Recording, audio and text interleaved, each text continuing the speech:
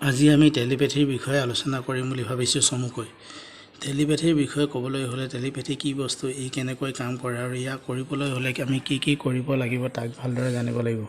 Telepathy হৈছে এজন মানুহে আন এজন মানুহক দিয়া বাৰ্তা বা মেছেজ য'ত কোনো যন্ত্ৰ বা একো সামগ্ৰী ব্যৱহাৰ নহয়। এজন মানুহে ইজন মানুহতকৈ দূৰত থাকিলেও টেলিপেথি কৰিব পৰা যায়। টেলিপেথি ৱৰ্ডটোৰ ভাঙনিটো এনেদৰে কৰিব পাৰি। টেলি মানে টেলিফোন, টেলিভিছন আদিৰ দৰে বুজাইছে আৰু পেথি মানে হৈছে পেথছ, যাৰ মানে হ'ল পাৰচেপশ্যন। বহুতে ইয়াক টেলি মেছেঞ্জাৰ বুলিও ক'বলৈ ভাল পায়। টেলিপেথি কৰিবলৈ হ'লে কি বস্তু দৰকাৰ? 1 নম্বৰ হৈছে বিলিভ।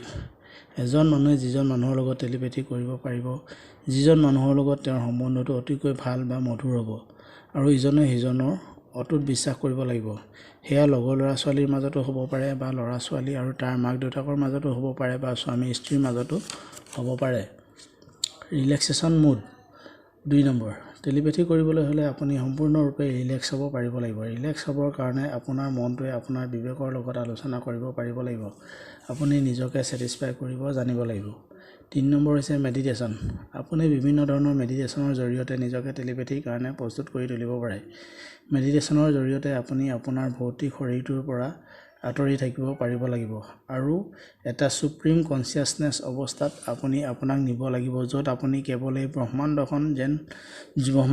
ব্ৰহ্মাণ্ডখন যোনটো শক্তিয়ে চলাই আছে তেনে এটা সুপ্ৰিম পাৱাৰক অনুভৱ কৰিব পাৰিব লাগিব। তেনেকুৱা কৰিব পাৰিলে আপুনি লাহে লাহে টেলিপেথিৰ কাৰণে নিজকে প্ৰস্তুত কৰিব পাৰিব।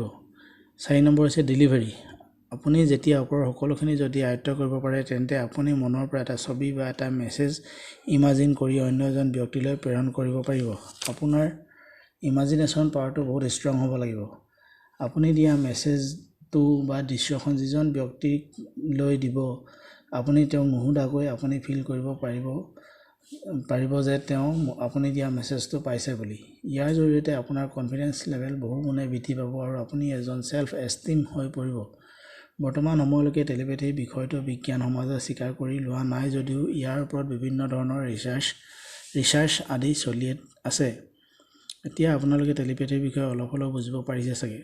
আপোনালোকে যদি মোৰ ভিডিঅ'টো ভাল পালে তেন্তে লাইক, কমেণ্ট আৰু শ্বেয়াৰ কৰি দিব। আৰু আপুনি যদি মোৰ চেনেলটোত নতুনকৈ আহিছে তেন্তে ছাবস্ক্ৰাইব কৰি দিব আৰু কিনাৰৰ বেল আইকনটো বজাই দিব। ধন্যবাদ।